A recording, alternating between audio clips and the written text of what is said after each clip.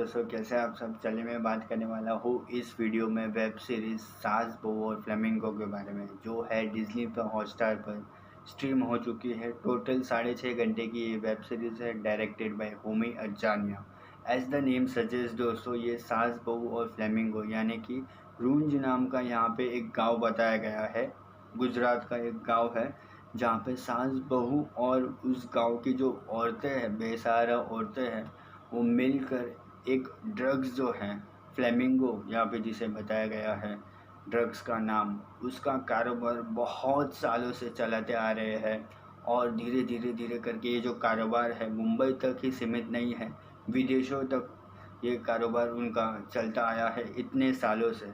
वो भी उनके जो दो बेटे हैं, ठीक है, दो बेटे जब यूएस से वापस आते हैं, उनको बताए बिना उनके नाक के नीचे ऐसे कारोबार जो है ये औरतें और जो सास और बहू है सब मिलकर चलाते हैं। फिर आगे किस तरीके से कहानी आगे बढ़ती है, धीरे धीरे धीरे करके कहानी के उन पहलू को हमारे सामने रखा जाता है इंटरेस्टिंग तरीके से, जिसे देखकर हमें लगता है कि अरे कहानी बहुत ही स्ट्रॉन्ग है, इसका कंटेंट बहुत ही स्ट्रॉन्ग है, बहुत ही हटके है।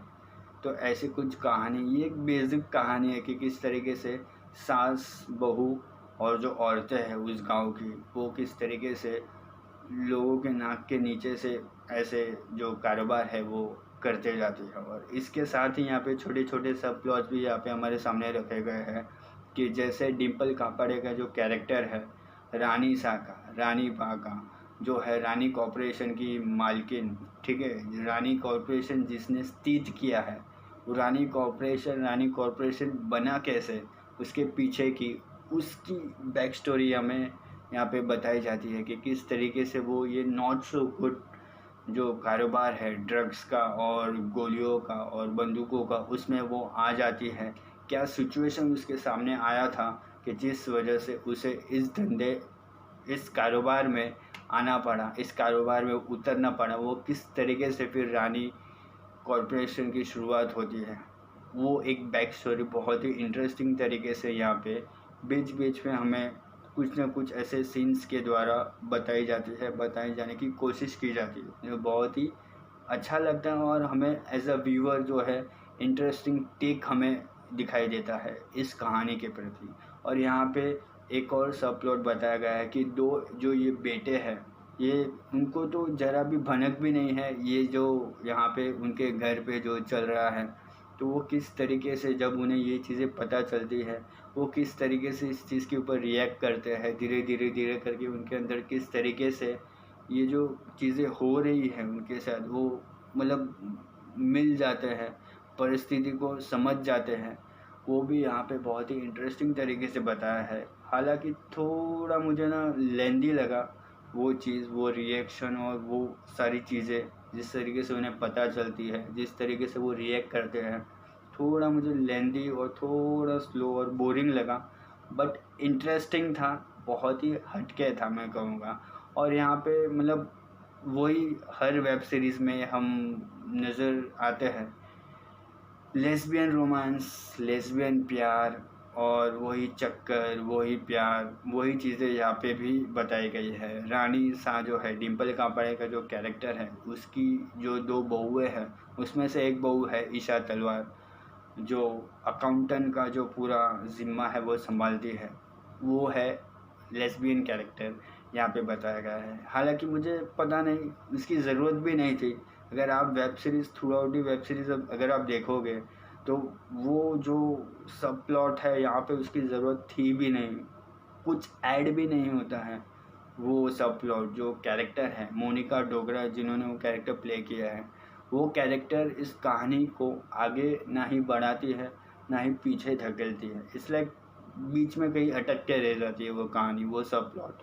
तो वो उस चीज़ को इस कहानी में क्यों पिरोया, क्यों डाला, कुछ भी नहीं पता। ऐसे ही चलो वेब सीरीज़ में ये चलन है, लेस्बियन रोमांस दिखाना है, स्पाइस अप करनी है चीज़ें, सेक्स सीन्स बताने हैं, तो बता दिया, ऐसा मुझे लगा है वेब सीरीज़ देखने के बाद। बाकी अगर हम और भी सब प्लॉट्स है जैसे दीपक डोबरियल का कैरेक्टर है, एक विलेन का कैरेक्टर है, उनका एक सब प्लॉट यहाँ पे बताया गया है कि क्यों वो जो रानी सा है, डिम्पल कापाडिया का जो कैरेक्टर है, उनसे बदला लेना चाहता है, क्या ऐसा हुआ था उनके साथ, क्यों उस तरीके से वो बिहेव करते हैं, जिस तरीके से वो हमारे सामने नज़र आता है कैरेक्टर के थ्रू, वो भी एक सब प्लॉट यहाँ पे बताने की कोशिश की गई है। सो ओवरऑल बहुत सारे ऐसे सब प्लॉट्स हैं जो यहाँ पे धीरे धीरे धीरे करके हर एक जो पन्ने हैं वो खुलते जाते हैं और धीरे धीरे करके वो सारे पन्ने एक साथ एक लिंक बन जाते हैं। फिर जाके एंड में जाके जब क्लाइमैक्स में हमें पता चलता है कि हाँ ये चीज़ें तो ऐसी ही होने वाली हैं, वहाँ जाके ये कहानी इंटरेस्टिंग एक और टेक लेती है, जहाँ पे हमें क्लिफ हैंगर पर छोड़ के ये कहानी चली जाती है, मतलब ख़त्म हो जाती है, जहाँ पे हमें निश्चित ही लगता है कि इसका दूसरा पार्ट जो है, सास बहू और फ्लेमिंगो का दूसरा पार्ट यानी कि दूसरा सीज़न डेफिनेटली आने वाला है, जिस तरीके से ये कहानी का एंड होता है। ठीक है, तो ये तो बात थी कहानी की। अगर हम परफॉर्मेंस की बात करें तो परफॉर्मेंस में जिमित त्रिवेदी जो है पुलिस ऑफिसर का कैरेक्टर प्ले कर रहे हैं यहाँ पे, उनका कैरेक्टर थोड़ा मुझे ठंडा लगा। उनके सीन्स पावरफुल थे, डायलॉग्स अच्छे थे, थिंकिंग बहुत ही हटके थी उनकी, जो पुलिस ऑफिसर के थ्रू जो थिंकिंग होनी चाहिए वो थी, बट सीन्स बहुत नहीं थे। एकदम वो जो होना चाहिए ना हावी होने वाला कैरेक्टर, वैसा नहीं था, एकदम ठंडा था, प्लेन था, हो रहा है होने दो, चीज़ें हो रही है, वैसा कैरेक्टर मुझे लगा। बहुत ऑब्वियस है कि यहाँ पे रानी कॉपरेशन, रानी महल में जो हो रही है चीज़ें, उनको बताने में ज़्यादा समय लिया गया है, इसलिए शायद जिमित त्रिवेदी का जो कैरेक्टर है पुलिस ऑफिसर का, वो उस कैरेक्टर को ज़्यादा फोकस नहीं दिया गया है। सेम गोज़ टू दीपक डोबरियल का जो कैरेक्टर है मोंग का, वो कैरेक्टर भी बीच बीच में हम वो डपका डालता है, बीच बीच में आता रहता है, ऐसे इट्स कोई पैटर्न नहीं है कि इस जगह आएगा इस जगह आएगा, कभी भी बीच में टपक पड़ता है वो कैरेक्टर। हालांकि वो एक विलन का कैरेक्टर है, through out the web series हमें दिखना चाहिए, बट बीच बीच में कहीं में आके वो जो पावरफुल विलन जो बनने की कोशिश की है दीपक डोबरियल ने, वो कहीं ना कहीं मुझे थोड़ा डगमगाता हुआ नज़र आया। बहुत ही धीमा था पेस वो कैरेक्टर का, थोड़ा मुझे बोरिंग लगा।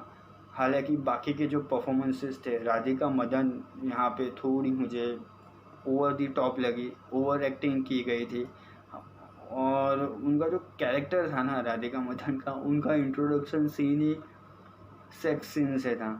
तो सोचो वो कैरेक्टर में मतलब क्या विचित्र सी चीज़ें होगी उनके पास, उनके दिमाग में, जो इस तरीके से राधिका मदन का जो कैरेक्टर है इंट्रोडक्शन सीन ही सेक्स सीन से शुरू किया। ये चीज़ मुझे ना कतई पसंद नहीं आती, कतई समझ नहीं आती है कि वेब सीरीज़ में तुमको चलो डालना है डालो, नो प्रॉब्लम, गाली गलौज रखना है रखो, बट एक लिमिट तक रखो ना। मतलब यहाँ पे तो दोस्तों यहाँ पे एक अनसेंसर्ड चीज़ें हो रही थी, सेक्सिंग कभी भी आ रहे थे, कभी भी टपक रहे थे। हम इंटरेस्टिंग टेक देख रहे हैं, इंटरेस्टिंग स्टोरी देख रहे हैं, इंटरेस्टिंग कहानी देख रहे हैं, बीच में सेक्सिंग आ रहा है। मतलब वो जो इंटरेस्ट बना रहता है ना कहानी को देखते वक्त, वो कहीं ना कहीं ख़त्म हो जाता है ऐसे सीन्स के वजह से, ऐसे चीज़ों के वजह से। तो यहाँ पे ये जो कहानी है होमी अचानिया द्वारा जो डायरेक्ट की गई है, दिनेश विजन द्वारा जो क्रिएट की गई है, मैडॉक्स फिल्म्स द्वारा प्रोड्यूस की गई है, यहाँ पे कहानी थोड़ी कहीं ना कहीं डगमगाती नज़र आती है, क्योंकि उन्हें यहाँ पे फोकस करना चाहिए था कि सेक्शन ज़रूरी नहीं है यार। हर वेब सीरीज़ में आप सेक्शन डालते रहोगे, लोगों को स्पाइस अप करने के लिए लोग एकदम देखे, आंखें एकदम चौड़ी करके देखे, एज ऑफ द सीट होकर देखे, उस चीज़ के लिए आप सेक्शन डालोगे, गाली गलौज ज़्यादातर डालोगे, मज़ा नहीं आता है। वैसे भी ये स्टोरी उतनी कंटेंट इसका इतना ही स्ट्रॉन्ग था, इतना पावरफुल था ना, कि सेक्स सीन या फिर लेस्बियन जो एंगल यहाँ पे बताया है उसकी ज़रूरत कतई नहीं थी। नहीं भी होता तो भी इंटरेस्टिंग कहानी की वजह से हमारा मन जो है, हमारा जो दिमाग है एंगेज रहता है through out the web series, 6.5 घंटे की वेब सीरीज़ में।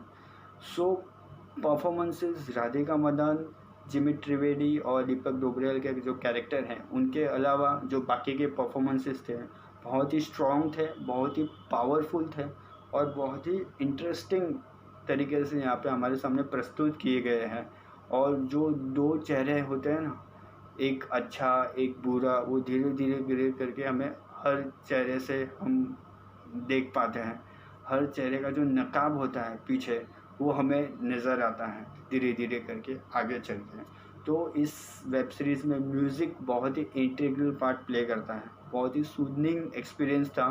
हालांकि कहानी कंटेंट अलग थी बट म्यूज़िक इसका बहुत ही एकदम प्लेजेंट सरप्राइज था इस वेब सीरीज़ का म्यूज़िक, तो वो भी अच्छा लगा। डायलॉग्स भी अच्छे हैं, डायरेक्शन जो है ओमी अज्जानिया द्वारा वो भी कहीं ना कहीं अच्छा था। बट जैसे मैंने कहा कि सीन्स कुछ वैसे थे जहाँ पे फोकस किया जा सकता था, नहीं किया जा सकता था।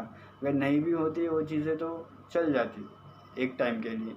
हर वेब सीरीज़ में वैसी चीज़ें होनी ज़रूरी नहीं है। हालांकि as a director we all know Homi Adajania कैसे डायरेक्टर है, बहुत ही काबिल डायरेक्टर है। यहाँ पे उन्होंने वो छाप छोड़ी है अपनी जो एज अ डायरेक्टर। यहाँ पे उन्होंने जिस तरीके से इस कहानी को एंड किया है ना, तो हमें बट ऑब्वियस है कि पता है कि इंटरेस्टिंग है अभी कहाँ क्या होगा, अभी किस तरीके से जो परिवार है रानी सा का रानी बा का एक हो गए हैं कि नहीं हो गए हैं क्या है। क्योंकि एंड में भी क्लाइमेक्स में भी हमें पता नहीं चलता कि यार अच्छा ये ट्विस्ट है ये ट्विस्ट है। तो एंड तक ये कहानी ट्विस्ट पे ट्विस्ट हमारे सामने फेंके जा रही है। जो क्लाइमैक्स सीज़न 2 आने वाला है, तो मैं तो इस वेब सीरीज़ के सीज़न 2 को देखने के लिए बहुत ही एक्साइटेड हूँ। सीज़न 1 ही इंटरेस्टिंग नोट पे ख़त्म हुआ है, पूरा सीज़न 1 ही इंटरेस्टिंग था, कंटेंट पावरफुल था, परफॉर्मेंसेस अच्छे थे, म्यूज़िक बहुत ही अच्छा था, डायलॉग्स अच्छे थे। सो ओवरऑल सास बहू और फ्लेमिंगो एक कंटेंट वाइज बहुत ही अच्छी वेब सीरीज़ थी, स्ट्रॉन्ग वेब सीरीज़ है मैं कहूँगा। मैं इस वेब सीरीज़ को 3.5 आउट ऑफ 5 स्टार्स दूंगा। मैं आपसे रिक्वेस्ट करूंगा कि अगर आप ये वेब सीरीज़ देख रहे हैं, प्लानिंग कर रहे हैं, तो अकेले में देखें या फिर अपने फ्रेंड्स के साथ देखें। फैमिली के साथ ये वेब सीरीज़ देखने लायक नहीं है, सॉरी, बट जो है वो है। सो ओवरऑल एक अच्छी कंटेंट वाली वेब सीरीज़ थी जो फैमिली के साथ देखी नहीं जा सकती। अगर आपने ये वेब सीरीज़ देखी है तो आपको कैसी लगी वो नीचे कमेंट बॉक्स में लिखकर बताइए। मेरा ये रिव्यू आपको कैसा लगा वो भी नीचे लिखकर बताइएगा। मेरे इस वीडियो को शेयर कीजिए, लाइक कीजिए और मेरे चैनल को सब्सक्राइब करना ना भूलें। तब तक के लिए टेक केयर।